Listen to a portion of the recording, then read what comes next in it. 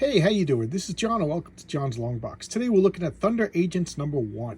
This is by JC Comics. Yes, I already did Thunder Agents #1, but that was the original series. That was by Tower Comics. That lasted 20 issues. I think that was what 66 to 68 or something like that. Came out every 3 months. This is the second series. I forget exactly what year. We'll look at that when we get inside. But this was it's supposed to be taken. It's a continuation of when the last series took off, but it's another company. It's JC Comics. It lasted 2 issues. I don't remember exactly what happened, why it didn't go, but we'll speculate as we go on. Right? But look at this cover. We got Dynamo. Dynamo is the breakout character. He's the Thunder Agent led Brown. He's got this belt, and when he hits the button on the belt, it sounds like thunder, and it supercharges his cells. He becomes super heavy, super dense, and super strong. You know, he's a Superman, so he's got invulnerability and super strength. That's No Man. That's my favorite. I was fascinated with No Man when I first found out about him. So he was Anthony Dunn, I think was his name, and he was an old man, a 72-year-old man, but I guess that's old in the 60s. And he was I think he had a disease and he was dying, and he was a scientist, and he was able to transfer his consciousness into an android body.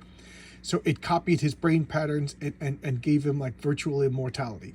Now he could keep transferring his body. So as long as he has backup bodies, he can't die. And he also has to be aware, like if he forgets to transfer his body and his body dies and he doesn't transfer, it goes out. But begs to differ, like, do they have a computer program, and is his body, or is it a computer program?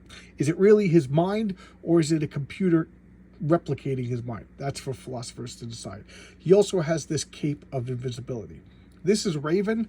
I don't know, I love the way Raven looks. He's Craig Lawson, and he has infrared goggles, like radio technology helmet, and wings that give him the ability to fly. He was like an acrobat master, and he started out as a mercenary who was hired by the Thunder, by Thunder, the pretend United Nations, the United Nations, higher United Nations, something, some super stupid acronym that I can never remember. So he was a mercenary that was affiliated with the Thunder Agents. They just forgot about that and rolled that in. He's now a Thunder Agent in this series. This is Lightning, Guy Gilbert. He was a member of the Thunder Squad, like non-powered agents. He got promoted and given the Lightning suit. And the Lightning suit, it increases your metabolism, so you're like the Flash. But the thing is, you're also getting older and older and older. And, you know, Thunder Agents Volume 3, #1, we'll be talking more about that. Spoiler alert. This is the Iron Maiden. She's like the recurring bad guy who's got the hots for Len Brown. This is the Warlords. They're the subterranean race of beings that live beneath the earth and are always causing problems. I forget his name, but he's in there. We'll see him. And that guy with the bubble on his head is the Undersea Agent. Tower had a couple of other comics. They had Thunder Agents, then they had the Undersea Agent, and he was not affiliated with the Thunder Agents, but now they're just rolling him into the Thunder Agents proper with this comic. And then that's Weed, and that's Cannon, and that's Kitten. That's the Thunder Squad. They're like the non-powered agents. So let's look it up. So we got John Carbonaro. He's the editor-in-chief, owner, and the guy who bought the rights to the Thunder Agents. But I think something happened. I don't know. I was trying to look it up, but I can't find it. But look at that artwork. Look at that splash page. That's No Man. So No Man he's an android now, and of course he's getting detached. He feels like feelings of exclusion, and then he longs to be with humans. Then at the same time he kind of resents them, and then he gets like the ultimate imposter syndrome. I really do like this character. So let's look at the credits here. Editor John C.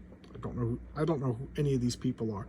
Associate S. Lubin. I think that's interesting that they're putting the editors first. Script Chris Adams, art Mana and Blyberg. Oh, Willie Blyberg, I know. Olin Shaw's the lettering, and super coloring. It's not just normal coloring; it's super coloring. Of course, Blyberg. If it's the person I'm thinking of, I know him. He worked for Marvel and DC for a while. But the rest of these names I don't really know. But it's a shame because this is say what you want about the writing or whatever, but I think the artwork is just good, classic superhero comics. Look at that. So it's No Man in the middle of a battle. Look at, and what are they doing? They're obviously aping Wally Wood's style. They're trying to make it look like as much of Wally Wood as possible. And why not? If you're going to copy somebody, copy a living. Oh, he's not living anymore, but copy a legend. So he's battling all of these robots and androids. Now, normally he would just switch out his body and transfer when things got bad, but they're kind of bringing up the fact that like it costs a lot of money and he doesn't want to become reckless. So all of a sudden he gets shot in the chest, his body is destroyed, so he has to transfer his consciousness into another body. But he only has one invisibility cape, so he always has to go back and get the invisibility cape. All right, so now somebody's firing lasers and blowing up Russian military, and that's the plot here. There's Russian space shuttles going through, and they get blown up by the warlords. What's going on? They're trying to trick a war. They're trying to cause the United States and the Soviet Union to go into a nuclear holocaust, because and then the overlords, the warlords who live underground could emerge victorious. There's the UN, that's their headquarters, and this is it's the Russian ambassador to the UN is yelling. He's like, you got 36 hours to prove that you didn't blow up our bases, you didn't blow up our spacecraft, or there's going to be war. So that's the dilemma. And he's being a little annoyed because wouldn't you be? He's like 35 years old, but he's like metabolism of a 60-year-old man because of the lightning suit is just overcharging his body, and you know, it increases his metabolism, so he has super reaction and super speed at the cost of burning out his body quick. Why he goes up on the building to yell at the sky, that's something you only do in comics. So now he's not commiserating, that means another person, but he's feeling bad, you know. But then his kitten, this is the girl that he loves. They've been sweet on each other since the old Thunder Squad days, and they keep, you know, sometimes they call her kitten, sometimes they call her Catherine. So I guess they're you know, the old 60s aren't the 60s anymore, so they got to use her real name. And she still loves him, doesn't matter how old he's getting, and he's just like, why you love, I'm just gonna die, I'm getting older. So it's the classic thing, the girl likes him and he's pushing the girl away.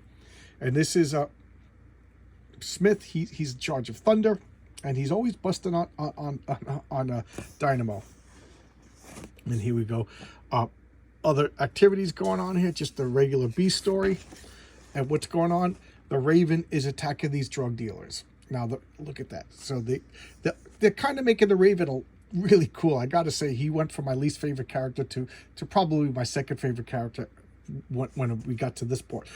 You know, he's got these Wolverine claws. He can fire missiles, and he doesn't have those dopey, like, they gave him like big dopey like wings that look like half eggs. It was just bad. They really upped his game. So now he could fire like stun blasts, and you know, they just made him cool. He's firing the stun blast at everybody. Look at this drawing. He's just heroic, and he's talking about how he has a upgraded Raven talons. Look at that panel of him just throwing. This is superhero comics. This is just awesome superhero comics. So now it's the letters page. How do they have letters when it's the first issue? Well, they sent out photocopies to other people just to get letters, and one of the guys drew a picture of her as the Iron Maiden. I really like that. Betty dressed as the Iron Maiden. And here's advertisement, and here's the Thunder Squad. Here's another story.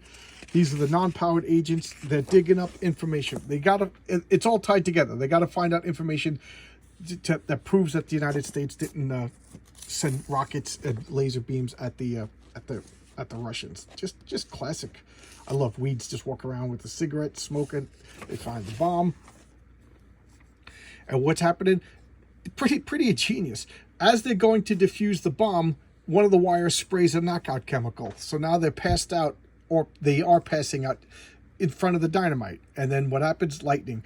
He's been ordered not to use his power because he's dying, but he can't let them die. You know, he was the leader of the Thunder Squad. So he throws out the dynamite, and then what does he do? He spins around and gets the gas out of there. And here we have No Man becoming active again. I love the blue and orange. It's just such a cool combo. And now Raven never really interacted with him. He was always like separate and had his own stories. But now they're making the Thunder Agents as more of a cohesive team in this story. So here they're all working together. That's Chief. And who would he got now? They found out some information, so this deploys, and what do? They got Dynamo. Dynamo has always been their breakout character. He's always been their most popular character. So Dynamo he's a one-man like assault force. So what's he doing? He's assaulted this island, and they got these androids attack, and he's like, oh no. So they're firing at him, so he activates the belt, crack, and then he just starts beating them. I love that. It's just superhero comics. Blue aliens. The guy's beating up blue aliens on an island. What else do you want? And I love that. He grabs one by the leg and just starts beating the crap out of the other one. It's just fun. It's just fun. And oh no, it's the Iron Maiden. So the Iron Maiden, again, like I said, she's got the hots for Len all the time. Len being Len Brown, the Dynamo. So she captures him, ties him up, and like kisses him and stuff. And wait till you see the next series, what she does to him. So this only lasted 2 issues. Here's a cover of the second issue. And who's that? That's Mentor.